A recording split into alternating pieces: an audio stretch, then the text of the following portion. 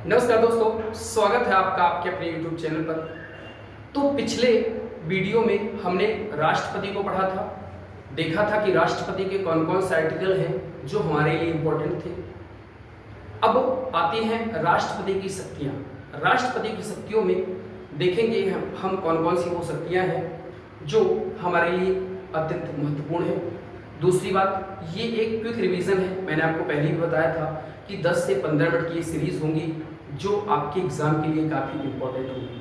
तो आइए समय बर्बाद ना करते हुए शुरू करते हैं राष्ट्रपति की शक्तियाँ। देखिए, जो देश के लिए राष्ट्रपति काम करता है वही काम राज्यों में राज्यपाल करता है। ठीक है, तो आइए एक तुलनात्मक अध्ययन करते हैं राष्ट्रपति और राज्यपाल में। फिर जो राष्ट्रपति की अलग से शक्तियाँ हैं, जो इंपॉर्टेंट आर्टिकल हैं, उनको हम अलग से पढ़ेंगे। तो आइए शुरू करते हैं राष्ट्रपति की शक्तियाँ। तो जो राष्ट्रपति की शक्तियां हैं, एक तरफ हम लिख लेते हैं राष्ट्रपति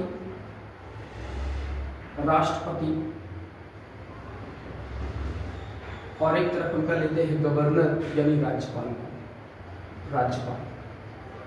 तो पहली शक्ति हम देखें आर्टिकल 123 1 2 3 राष्ट्रपति का अध्यादेश जारी करना।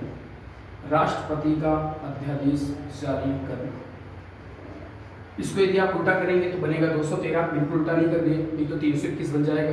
ठीक है, यूपीएससी में आप पहुंच जाएंगे। तो याद रखिए आर्टिकल 213 और आर्टिकल 213 के अंतर्गत राज्यों के लिए जो राज्यपाल है वो क्या जारी करता है? अध्यादेश जारी करता है। ठीक है, देखिए अध्यादेश क्या है, ऑर्डिनेंस क्या है।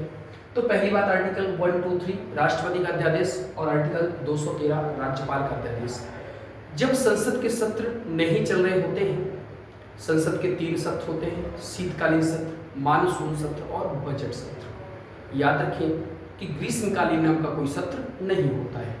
तो जब संसद के सत्र नहीं चल रहे होते हैं और भारत के राष्ट्रपति को लगता है कि देश के लिए कानून बनाना आवश्यक है, तो भारत का राष्ट्रपति ऑर्डिनेंस जारी कर देता है, अध्यादेश जारी कर देता है।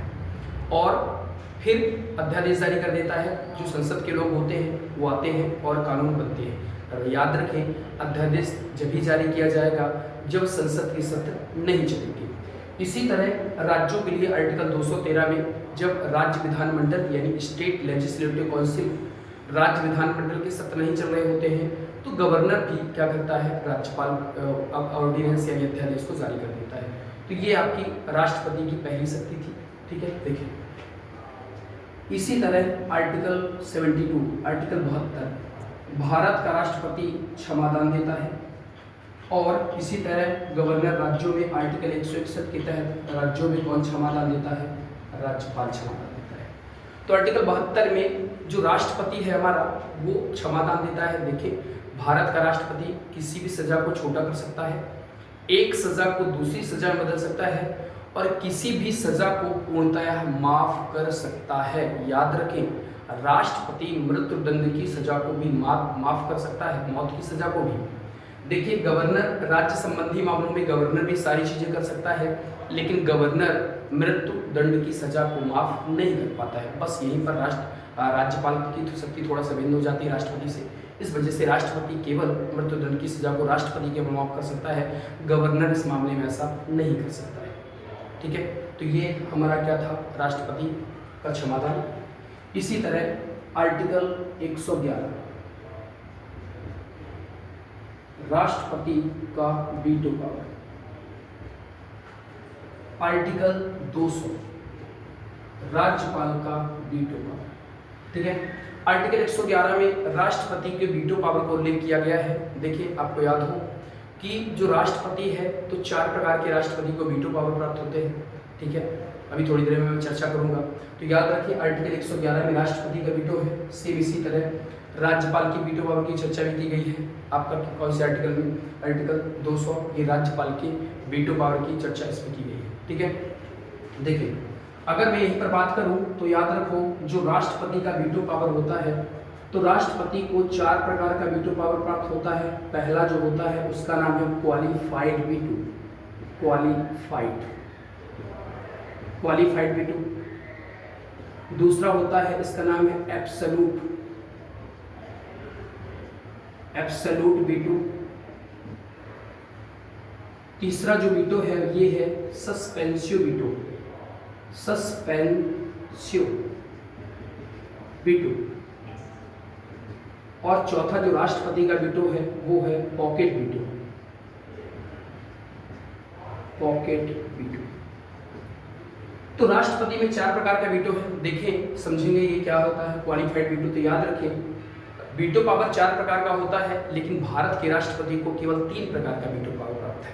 ठीक है, आपको जो क्वालिफाइड वीटो है ये भारत के राष्ट्रपति को प्राप्त नहीं है, ये केवल अमेरिका के राष्ट्रपति को प्राप्त है।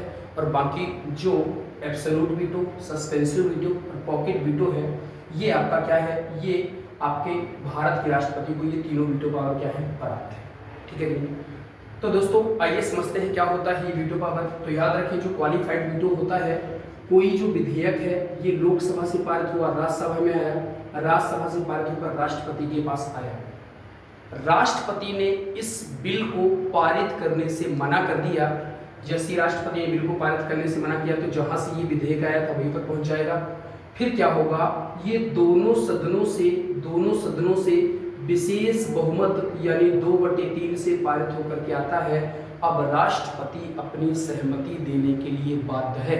ये होता है आपका क्वालिफाइड वीटो। दूसरा आपका वीटो है एब्सोल्यूट वीटो। ये क्या होता है, मान लो कोई विधेयक लोकसभा और राज्यसभा से पारित हुआ और राष्ट्रपति के पास आया,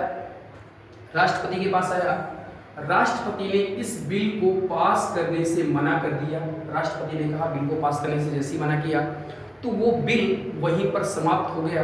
ये आपका होता है एब्सोल्यूट वीटो। ऐसे बिल कैसे कब आते हैं, जब पुरानी सरकार और नई सरकार के बीच कोई विधेयक होता है। मान लो कि कोई एक सरकार चल रही है, सरकारें बदली, राष्ट्रपति वही रहे, तो जो नई सरकार आती है कहता है कि भाई जो आपको पास पुरानी सरकारों की कोई बिल है क्या, तो राष्ट्रपति बोलता है हाँ अभी पड़े हुए पेंडिंग में।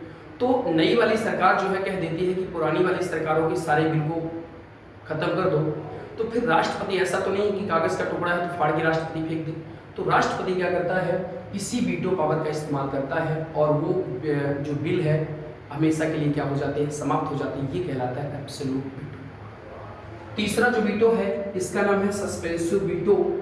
याद रखें कोई विधेयक लोकसभा राज्यसभा से पारित होकर के राष्ट्रपति के पास आता है और राष्ट्रपति ने इस बिल को पुनर्विचार के लौटा दिया कि भाई एक बार और देख लो कि ये ठीक है कि नहीं।